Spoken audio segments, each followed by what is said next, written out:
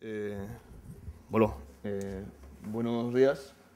Empezamos empezamos un pelín tarde el proyecto, entonces iremos un poquito rápido. Somos Darío Hernández, Ricardo Haber, yo soy Álvaro Escudero, nuestro tutor es Eduardo Zamoya, y el proyecto es el suministro de energía térmica a una industria cervecera con tecnologías termosolar de cilindros parabólicos. Esto es a la derecha. Sí. Un poquito el inicio del proyecto, de la presentación, más bien, va a ser una introducción que va a correr a mi cuenta. Luego un dimensionado, ¿no?, que va a decir Darío, va a ser con el punto de diseño, el cálculo de número de filas, de conectores en cada fila, etc. Luego ya el almacenamiento, bombas, etc. Luego se verá un pequeño análisis de la cobertura a nivel anual. Seguiremos con la instrucción y control que hará Ricardo, para terminar con un balance económico en el cual veremos la viabilidad económica del proyecto. Condiciones. El planteamiento del problema fue sencillo. Queríamos hacer queríamos cubrir la demanda de energía térmica de un proceso industrial. Entonces, viendo la bibliografía, vimos que el sector que demanda más energía térmica a nivel industrial es el de alimentación, bebida y tabaco, ¿no? Entonces, encontramos que había una fábrica de Heineken, una planta de Heineken en Sevilla. Vimos que teníamos acceso a datos de radiación de la zona, entonces decidimos ir por ahí. No solo eso, sino que además la fábrica de Heineken es a nivel, dentro de España es la más grande, por supuesto la más grande del grupo, produce 350 millones de litros de cerveza al año, eso son muchos litros. Evidentemente también tiene un gran consumo de combustible, usa gas natural y consume unos 8 o 7 millones de metros cúbicos. Y bueno, si veis en la fotografía es como muy visual, ¿no? Esta gente ha hecho un gran esfuerzo en darle una salida de marketing, ¿no?, a la planta, y llega a tener hasta 2.000 visitantes al mes, ¿no? Muchos no lo sabemos, pero Heineken es un grupo que incluye tanto Heineken como Cruzcampo, Sandy, Amstel, Buchler, Caliber, y aparte de eso tiene también como distribuidor muchas otras cervezas. A lo largo del estudio hicimos un análisis del recurso, también del recurso solar, evidentemente, en la zona. Evaluamos la energía demandada por los procesos industriales. Luego ya hicimos también la elección del fluido térmico, del almacenamiento, hacerlo, no hacerlo, etc. Y, por supuesto, el dimensionado del campo de colectores, de captadores y de los sistemas asociados, como pueden ser los equipos de bombeo, tuberías, etc. Es un proceso general de la producción de cerveza. No voy a entrar mucho en esto, simplemente, la parte, se empieza con el malteo con la obtención de la malta, ¿no? Se hace con el remojo regenerado y tostado de la malta, se tritura, luego se macera, se mezcla con el lúpulo, el agua y eso, se hierve, se enfría, se fermenta, es cuando se clarifica y cuando coge cuerpo la cerveza, y luego ya pues se pasteuriza y se envasa. Dentro de todos estos procesos, los que más demandan energía térmica serían el tostado, la cocción y la fermentación, ¿no? Teniendo en cuenta que solo con la cocción ya cubrimos el 60% de la demanda de energía térmica del proceso, ha sido en ese en el cual nos hemos centrado a la hora de hacer el análisis, tanto la cocción como la fermentación. Tecnología disponible. Pues desde el punto de vista termosolar tenemos tecnología de receptor central, como el caso de Gemasolar aquí en Sevilla. Tenemos también los discos Stirling, como el caso de la compañía renovable en Albacete. Y por supuesto tenemos los cilindros parabólicos, como es el que nos ocupa. Es una fotografía de Andasol ahí en Granada. A la hora de hacer el estudio tuvimos que tener en cuenta, aparte de la tecnología que íbamos a utilizar, tenemos que tener en cuenta que esto de aquí requiere un gran espacio. Si vemos la imagen anterior, todo el tipo de plantas requiere espacios salvajes para producir la concentración adecuada. Entonces, en ese caso, ahí podemos ver, ahí tenemos la fábrica de Heineken en el medio. Hicimos un estudio en un radio de unos 1.500 metros de los diferentes emplazamientos que podíamos encontrar, ¿no? El fijar los 1.500 metros fue más bien un tema logístico, es decir, no queríamos irnos muy lejos, ¿no?, por el tema del transporte, para no incrementar mucho el precio de la inversión, ¿no? Entonces, en la zona vimos que había 4 superficies, había muchas, ¿no?, pero las 4 que nos quedamos fueron estas 4 de aquí, ¿no? Aquí tenemos la 1, la 2, 3 y 4. Todas tenían una superficie disponible necesaria, adecuada para implementar el campo solar y una distancia a la fábrica adecuada. Fuimos haciendo criterios de descarte, como por ejemplo que no hubiera una carretera que cruzaba por el medio, ¿no? Para no tener que tener en cuenta el entrenamiento de las tuberías, etc. Y al final elegimos la superficie 02, con una superficie disponible de 24,7 hectáreas. Y bueno, a la hora de hacer este estudio, otro criterio fue el tema del tamaño. Necesitamos una planta, después lo veremos, ¿no? Hacer el dimensionado, que permitiera unos 250 metros en dirección este-oeste y unos 500 metros en dirección norte-sur, ¿no? Para la implementación del campo solar. Esto supondría unas 12,5 hectáreas que, añadiendo los sistemas auxiliares como puede ser el de vapor, etcétera, pues más o menos ocuparían unas 15 hectáreas. Todos los datos de usos del suelo, de características del suelo a nivel cadastral, los obtuvimos con la herramienta SIGPAC. Y bueno, está todo en el documento del proyecto, está todo explicado. El uso solar fue un tema conflictivo. En la tecnología termosolar necesitamos usar solo podemos usar la radiación directa, no vale con la global como pasa con la fotovoltaica. Entonces, fuentes de radiación no hay tantas, ¿no? Entonces, básicamente, bueno, estas eran las que empezamos utilizando cuando ya nos dimos cuenta de que, bueno, teníamos que descartarlas porque no llegaba a este nivel de detalle. Entonces, tuvimos que quedarnos solamente con dos, con las obtenidas con la NASA, que es el gráfico amarillo, aquí, y las obtenidas a través de la plataforma solar de Almería, ¿no? De una estación agroclimática a unos 30 kilómetros más o menos de la planta de la fábrica de Heineken. Bueno, finalmente hicimos el resumen de las radiaciones, de las humedades, temperaturas, para luego poder implementarlo dentro del análisis con el Excel. Bueno, y ahora pasa Darío. Bueno, sí, ¿no? Sí. Yo voy a hablar del tema del dimensionado. En primer lugar, es necesario definir lo que sería el punto de diseño. El punto de diseño es el punto para el cual vamos a dimensionar la planta. Si dimensionamos la planta, una planta solar, en un punto en el que la radiación sea más baja y pretendemos cubrir el 100% de la demanda, en los momentos del año de mayor radiación estaremos con un problema de exceso de energía producida, tendríamos que desenfocar captadores, lo que haría perder rentabilidad la planta. Por lo tanto, para nuestro punto de diseño hemos elegido el 11 de junio, que es el día, en función de los datos que teníamos, el día de mayor radiación del año. Luego, además, tenemos en cuenta las temperaturas del fluido de proceso, es decir, tenemos que generar vapor a 175 grados, ya que estas plantas utilizan vapor a 8 bares, vapor saturado. Entonces, para ello hemos empleado el fluido térmico terminal 55. Dentro de los fluidos teníamos que tener en cuenta las temperaturas de trabajo y el precio. En este caso hemos tenido suerte, ya que la temperatura de trabajo es relativamente baja, entonces nos permite utilizar este fluido de proceso, que es pues uno de los más económicos, y a unas temperaturas, pues ya te digo, relativamente bajas para la tecnología de cilindro parabólico. Y bueno, y además hemos hecho el análisis, aquí no lo podemos explicar del todo, pero bueno, hemos hecho un análisis sobre la energía demandada por el proceso de producción de la cerveza anualmente, ¿no? Entonces, este es un resumen del cálculo. Se trata, bueno, para el dimensionado lo que tenemos que hacer es calcular el número de captadores en serie y el número de captadores en paralelo. El número de captadores en serie nos va a dar el incremento de temperatura necesaria. Entonces, esto se trata de un cálculo iterativo en el que fijamos las temperaturas de entrada y de salida.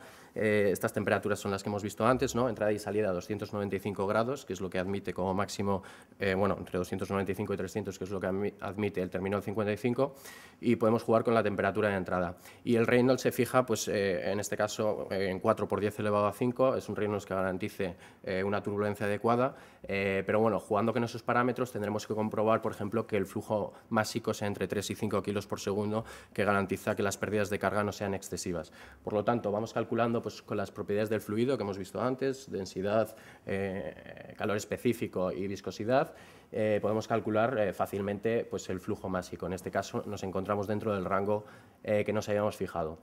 Luego, a partir de las condiciones de trabajo en el captador, de la energía incidente, de las pérdidas por el ángulo de incidencia, rendimiento óptico y el modificador de ángulo, así como el factor de suciedad y las pérdidas térmicas, podemos calcular el incremento de entalpía que se le tiene que dar al fluido, teniendo en cuenta el flujo másico que tenemos en ese punto, qué incremento de entalpía tiene que sufrir el fluido en ese punto, ¿no? Entonces podemos calcular la temperatura de salida, con este incremento de entalpía que le hemos otorgado, pues cuál es la temperatura de salida del campo. y teniendo en cuenta el incremento de temperatura que tiene que tener el campo globalmente y el incremento de temperatura que te da uno de los captadores, podemos calcular el número de captadores en serie.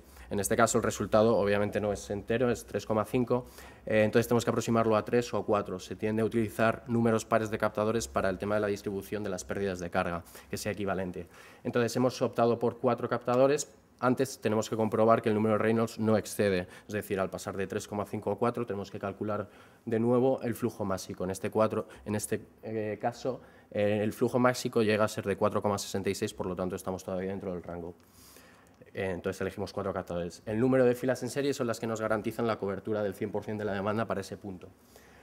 Por lo tanto, lo único que tenemos que calcular es, teniendo en cuenta la demanda global del día entera, más dividido entre la energía aportada por una de las filas, nos da un total de 9,19 filas. En una primera estimación se tiene en cuenta, bueno, también por la experiencia, ¿no?, un 10% de pérdidas térmicas a lo largo del global de las tuberías. Por lo tanto, incrementamos el campo hasta un total de 10 filas. Por lo tanto, el campo queda dimensionado como 4 captadores en serie por 10 filas en paralelo, y entonces planteamos la necesidad de almacenamiento. ¿Por qué es necesario el almacenamiento? Bueno, como vemos aquí, esta es la energía producida por nuestro campo de captadores, el que hemos dimensionado, y la línea azul es la energía necesaria para el proceso. Obviamente, el proceso requiere energía también en momentos en los que no existe radiación solar, por lo tanto, toda esta energía que queda aquí sobrante es necesario almacenarla para inyectarla en estos momentos. Por lo tanto, el cálculo del almacenamiento es bastante sencillo, simplemente necesitamos calcular esa energía sobrante y teniendo en cuenta las características del fluido, su capacidad calorífica, calcularíamos fácilmente la masa necesaria que puede almacenar entre las temperaturas necesarias de almacenamiento. En este caso, además, teniendo en cuenta la densidad, el volumen y un 10% de exceso por incremento, por variaciones de densidad, pues tenemos un volumen de 1.200 metros cúbicos. Es importante, además, en estos depósitos que la relación altura-diámetro sea elevada, ya que es necesario mantener una estratificación de las diferentes capas. Estos fluidos bueno, son aceites sintéticos, tienen unas variaciones de densidad muy importantes. Entonces, es importante mantener altas temperaturas en la parte de arriba del tanque, desde donde extraeremos para generar vapor, y bajas temperaturas, bueno, y donde inyectaremos con baja temperatura en la parte baja. Por lo tanto, tomamos una relación de 3,5 y la altura resultante es de 26 metros, 26,5 y un diámetro de 7,5 metros. Además, estos tanques pues, cuentan con los sistemas de seguridad habituales, como es un sistema de inertización de aceite, que es básicamente nitrógeno, válvulas de venteo, discos de rotura, etc. Bueno, el diseño de la red de tuberías, bueno, una vez que tenemos calculado todo el layout, digamos, del campo y tenemos calculado el caudal másico que teníamos, que era de 4,66, fijando una velocidad de 3 metros por segundo, que es como el límite para tener pérdidas de carga demasiado elevadas, y los diámetros mínimos para garantizar, bueno, pues, unos diámetros que no sean excesivamente grandes y generen unos costes elevadísimos, pues calculamos, es fácil calcular inmediato con esta fórmula despejando el diámetro de cada uno de los tramos de tubería. A partir de esto podemos calcular las pérdidas de carga, en este caso lo calculamos para todo el campo, pero es especialmente importante para la parte, digamos, más desfavorable, que es el camino más largo, que es el que viene representado. Entonces, calculando la pérdida de carga mediante la ecuación en la que sumamos las pérdidas de carga para los tramos rectos más los tramos más los accesorios como son válvulas, codos, etcétera, que son tantos por ciento de longitudes rectas.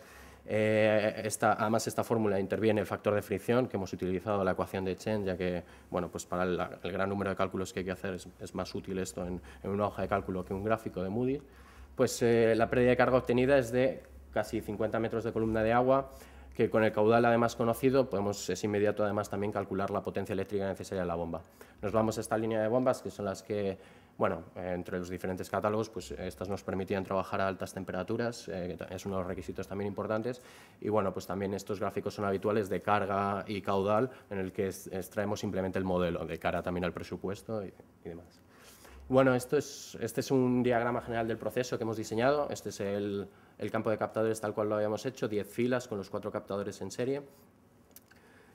Bueno, pues muy rápidamente viene por aquí. Este es el intercambiador de calor, es un evaporador, es un precalentador y evaporador, ya que se genera vapor saturado, como habíamos visto antes. Cómo se conecta con el proceso que existía ya en paralelo con la caldera de gas natural que teníamos anteriormente. Este es un depósito pulmón previo a la bomba y con estos juegos de válvulas de 3 vías podemos jugar con los modos de operación del sistema, ya que tenemos que, bueno, luego lo explicará mejor Ricardo, ¿no? Pero tenemos varios modos de operación. Bueno, esto tampoco vamos a entrar mucho en ello. Y luego, pues, los resultados de cobertura. En este gráfico se ve muy bien el tema que comentaba antes del dimensionado. Si hubiéramos dimensionado para este punto, en verano estaríamos por encima de la gráfica, entonces tendríamos un problema. Entonces, hemos visto cómo hemos dimensionado en junio, es cuando obtenemos más o menos la máxima cobertura, y cómo la cobertura obviamente va disminuyendo a lo largo de los meses. La línea azul es la parte proporcional de la energía solar que hemos enviado al almacenamiento, ya que este cálculo lo hemos hecho anualmente, cada 10 minutos. Y bueno, estos son los resultados de cobertura. Bueno, pues la cobertura anual obtenida es de casi el 45%. Esto lo veremos luego también en análisis económico, es directamente un ahorro en combustible. Y bueno, ya Ricardo va a hablar ahora de la instrumentación y el control. Bueno, referente al control, vemos que el objetivo primordial es garantizar una respuesta rápida a los cambios producidos por el proceso en cuestión de vapor. Esta respuesta debe ser estable y exacta, y eso se logra mediante una buena calibración del sistema y sus diversos componentes. Nosotros separamos el control en 3 sistemas interconectados. Por un lado, el control del campo solar, por otro lado, el sistema vapor-aceite, y por último, la estación meteorológica. Estos 3 sistemas se monitorizan todo el tiempo constantemente en la sala de control centralizada, o sea, todo en un solo sitio. El primer sistema, el del campo solar, lo que se busca es orientar correctamente los captadores a fin de evitar pérdidas por ángulo de incidencia, es decir, se busca que siempre el vector solar esté alineado con la bisectriz de la parábola cilíndrica. ¿Cómo se hace esto? Bueno, se calcula en todo momento la posición del Sol. Eso se hace mediante el algoritmo, nosotros escogimos este Blanco-Muriel de Alarcón, que es el que actualmente tiene mayor precisión, con un error medio de solo 0,0136 milirradianes, el cual fue desarrollado por el CIEMAT para la PCA de Almería. Por otro lado, se busca saber en todo momento también qué posición tiene el captador. Eso se logra con el codificador de ángulo. Teniendo estas 2 posiciones, se comparan. Si hay alguna discrepancia, se manda una señal al sistema de accionamiento para que se alineen correctamente los captadores. Por otro lado, tenemos el sistema vapor-aceite, el cual, pues el vapor siempre está condicionado por el proceso. ¿Cuál es la demanda de vapor que se tiene dependiendo de la etapa del proceso de fabricación de cerveza? Como mejoría, se sabe que la demanda siempre tiene que estar a 8 bares de presión y una temperatura constante. Sin embargo, va a demandar diferentes caudales de vapor. Tenemos que la prioridad siempre es el sistema solar sobre la caldera, para lo cual tenemos 4 modos de operación. El primero es cuando hay suficiente recurso solar, se va directamente de los colectores captadores al evaporador para así suministrar de vapor al proceso. Por otro lado, cuando no se tiene suficiente recurso, se hace uso de la caldera auxiliar y la energía que venga de los captadores se va directamente al depósito. El tercer modo de operación es que cuando el proceso lo permita y se tenga suficiente energía almacenada, se extrae del depósito, se produce vapor en el evaporador y pues ya el proceso. Por último, se tiene el de parada cuando los captadores no están alineados o hay alguna parada de mantenimiento. Por último, el sistema de la estación meteorológica, que nos ayuda a calcular el flujo preciso de fluido térmico necesario. Eso se hace mediante la lectura de radiación directa que se tiene ahí en el sitio. Por otro lado, la velocidad y dirección del viento nos ayuda a proteger el sistema, los captadores, cuando el viento es muy fuerte y se puede llegar a los límites de carga aceptables, se ponen en reposo para así evitar cualquier daño. Se tienen diferentes sensores, pirheliómetro, piranómetro, termómetros, anemómetros y bueno, los transmisores de datos a la central. Por último, entramos un poco en el balance económico. Tenemos que una inversión inicial de más de 10 millones de euros, los cuales están distribuidos de las siguientes secciones, en los siguientes apartados. El campo solar, que incluye lo que viene siendo los colectores, el tubo absorbedor, la estructura. Por otro lado tenemos la planta de generación de vapor, que es el pues, el depósito, la bomba, el evaporador, intercambiador, todo. Tubería accesoria, bueno, está claro. Obra civil, lo cual es el capital necesario para comprar el terreno, adecuarlo y hacer las cimentaciones necesarias. Construir instrumentación para comprar lo que dije anteriormente. Y la gestión está fijada en cuestión de los gastos requeridos. Dijimos que necesitamos un 17% de los gastos. Eso es para el diseño, la ingeniería del proyecto, gastos diversos, seguros, etc. Bueno, aquí está como en un pie cómo está distribuido. Para la financiación, bueno, nosotros consideramos que es factible lograr que el IDAE nos proporcione el 50% del capital a un préstamo a 14 años con una tasa de interés de 1,5% por encima del Euribor, lo que ahorita como anda en 2%, pues consideramos un 3,5%. Bueno, y el resto, pues recursos propios del grupo. Bueno, ¿cuáles son los beneficios de la instalación? Como dijo Darío, logramos un 45% de ahorro de combustible, lo que se traduce en dejar de consumir casi 4 millones de metros cúbicos de gas natural al año, que a precios actuales son alrededor de 622.000 euros. Para hacer el análisis a lo largo de la vida del proyecto, consideramos que el precio del combustible, del gas natural, va a aumentar 4,8%. Sabemos que esto es muy variable, va a haber años que suba más, otros años que suba menos, crisis, etc. Pero bueno, teníamos que poner un número y decidimos 4,8%. ¿Cuánto cuesta estar operando y mantener esta instalación? Bueno, tenemos costos como reemplazo de aceite, el 1% consideramos para retirar impurezas, sustitución también de 1% de los espejos porque se dañan, cualquier cosa, tormentas, lavado de espejos para mantener la eficiencia alta, el consumo eléctrico de la bomba, el sueldo de un trabajador que esté pues, pendiente la mayor parte del tiempo, todo el año, y imprevistos, 10% sobre lo que acabo de mencionar. Bueno, para los indicadores, consideramos que el flujo de caja van a ser de manera positiva los ahorros que mencioné de combustible y como costos la operación y mantenimiento que acabo de mencionar y además el costo financiero del préstamo, lo cual sirve para pagar intereses y pues, abonar a capital. Este es el ejemplo del primer año. Cuando extrapolamos a los 25 años que consideramos que tiene de vida útil la instalación, pues vemos que el periodo de retorno de inversión es algo largo, 19 años. El valor actual neto nos da un resultado negativo de menos 2.338.000 euros, considerando una tasa de descuento de 6%. Bueno, y el TIR de 4,23. Decidimos también incluir un pequeño análisis de sensibilidad para ver, bueno, qué tanto nos afecta que varíen los parámetros de la instalación, como puede ser la inversión inicial, el rendimiento de campo solar, como ya vimos que puede ser muy variable, hay cierta incertidumbre, el incremento anual del precio del combustible, que también es algo que está totalmente fuera de nuestras manos, bueno, y el IPC, que es el que gestiona, bueno, del que dependen los gastos de operación y mantenimiento.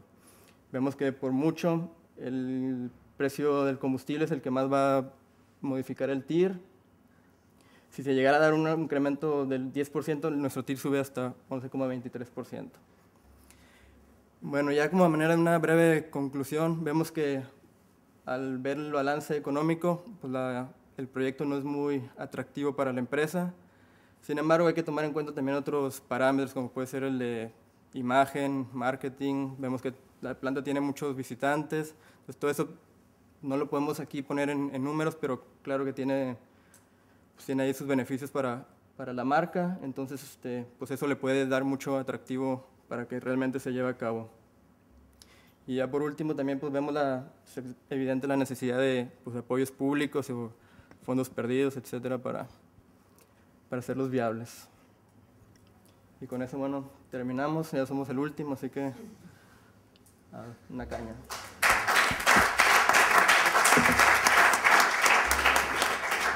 Bueno, pues enhorabuena por el proyecto y por el trabajo. Como el resto de los grupos, soy consciente que habéis trabajado mucho en esta última fase del máster y bueno, pues paso el micrófono a los miembros del tribunal. Bien, yo creo que el proyecto tiene un aspecto muy interesante y es precisamente la aplicación de una tecnología nueva a industria tradicional, ¿no? Con lo que eso significa y sacarlo un poco de lo que es justo el sistema eléctrico, la producción, régimen especial, en fin, todo, o sea, intentar banalizar el sentido de que se utilice por los técnicos. Por lo tanto, yo creo que es un tema muy interesante. Por otro lado, muestra un poco ciertos límites que la tecnología tiene. Evidentemente, pues es más cara que lo que actualmente puede estar disponible en el mercado.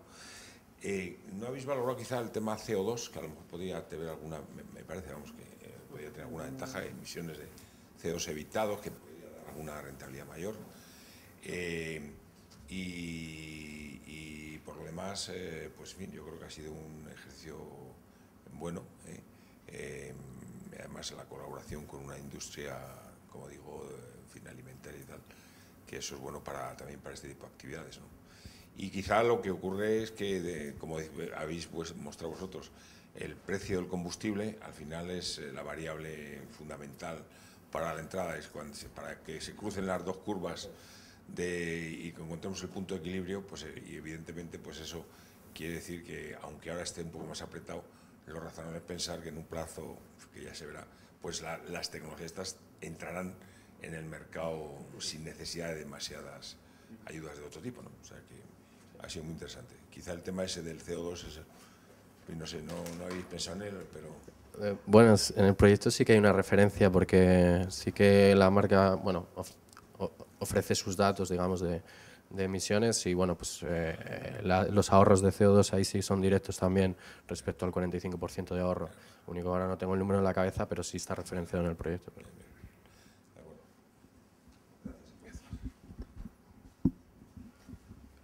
Pues nada, yo creo que después del primer miembro yo me ratifico en prácticamente todo lo que ha dicho él. Creo que habéis hecho un buen trabajo.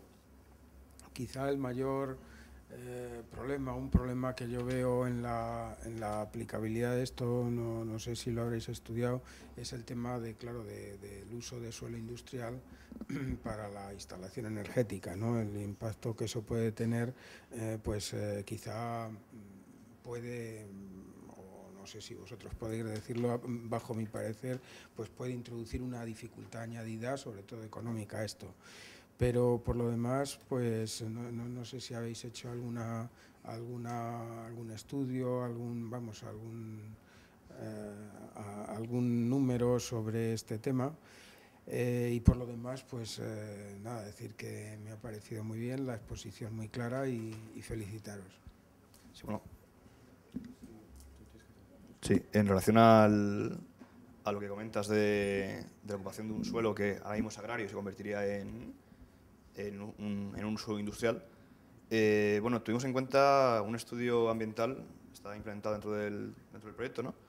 En el cual cubrimos ese aspecto. Es un aspecto importante. En el momento en el que hay una cimentación, ya te deteriora el terreno, ¿no? Eso es evidente. Hay que tener en cuenta que el terreno que se ocuparía ahora mismo es de uso agrario de baja rentabilidad y que, bueno, aparte de la contaminación que se generaría en el suelo por ese sentido, hay que tener en cuenta también el resto de beneficios, ¿no?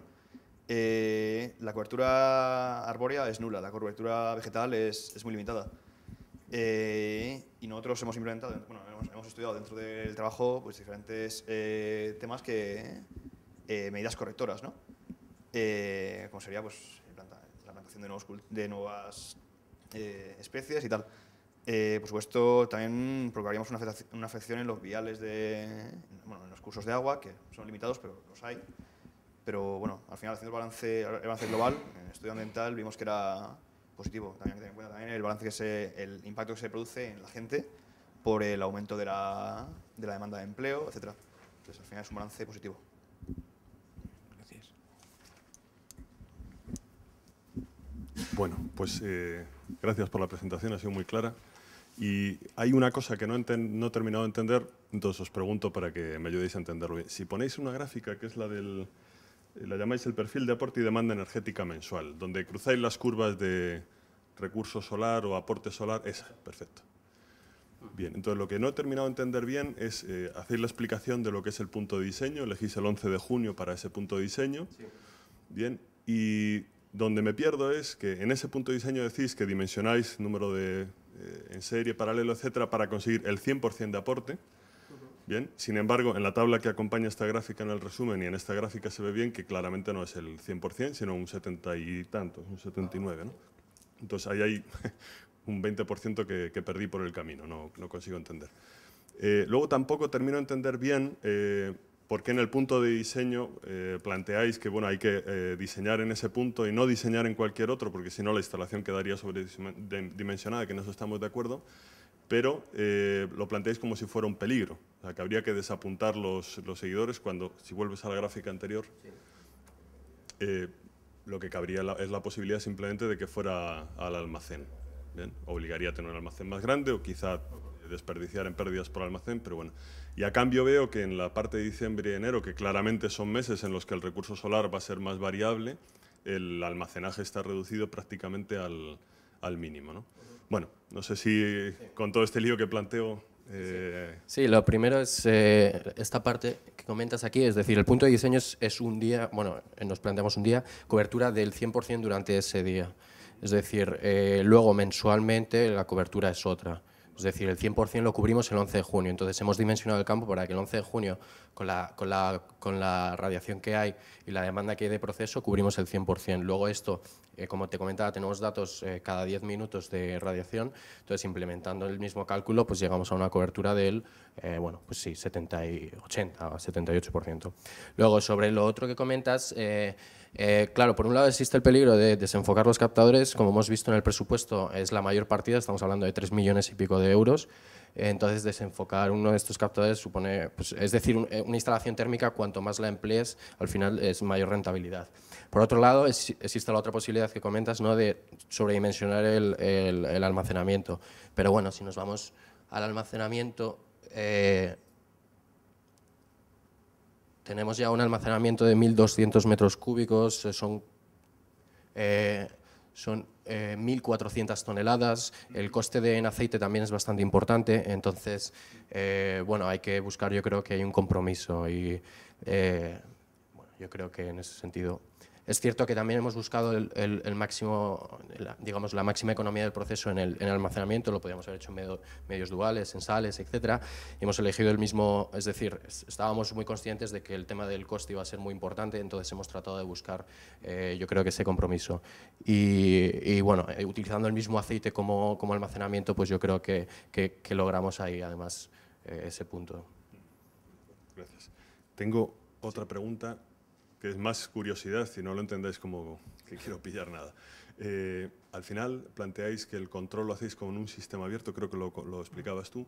Entiendo que sistema abierto te refieres a que tenéis un algoritmo que da una señal, un algoritmo matemático, entrega unas coordenadas, pero a la vez estáis midiendo, testando dónde está el seguidor apuntando, ¿verdad? Pero no hay un sensor de irradiancia directa que te esté diciendo efectivamente estoy en el máximo o nada parecido, eso es lo que... Vale.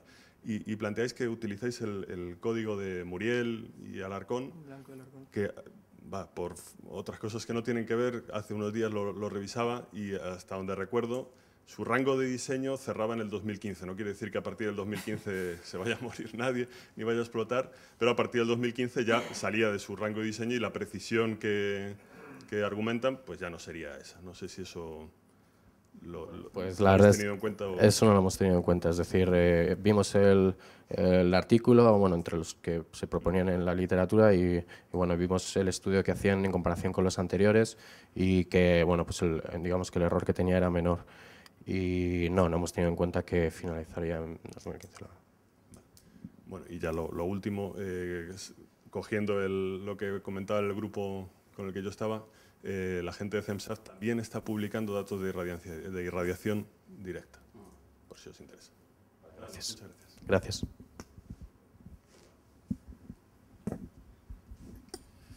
Bueno, pues yo, como tutor, obviamente no tengo ninguna pregunta.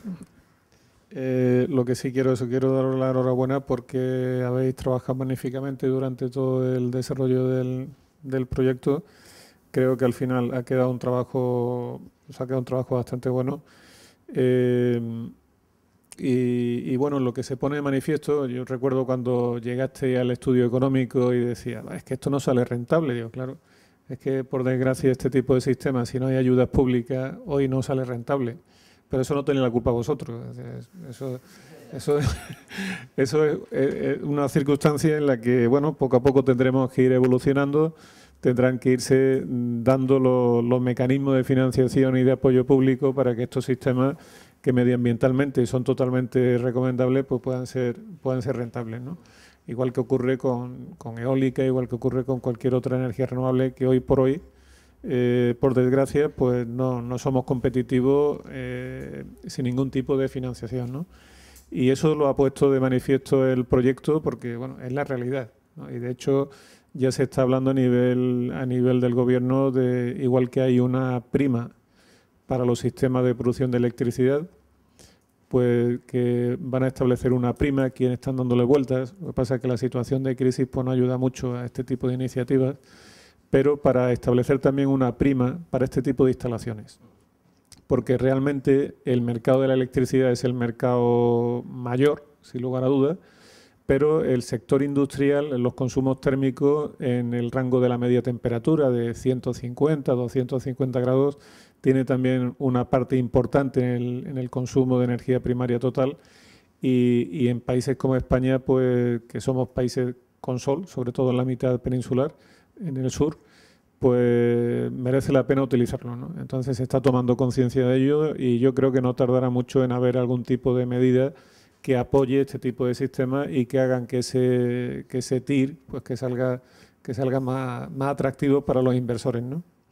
Ya único, bueno, por aclarar un poco a Óscar, la base, el algoritmo, efectivamente, de Muriel, en su día cuando se desarrolló, porque se partía de un algoritmo preexistente que era el de Michalski, que era muy antiguo, se le hicieron una serie de mejoras pues para aumentar digamos, reducir su margen de error.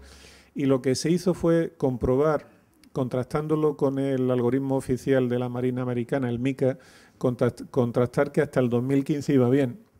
Pero no se vio qué ocurría después de aquello. Entonces, el año pasado, precisamente, porque este algoritmo está siendo ya implementado en muchas plantas termoeléctricas, hicimos ese análisis. Bueno, ¿y qué va a ocurrir?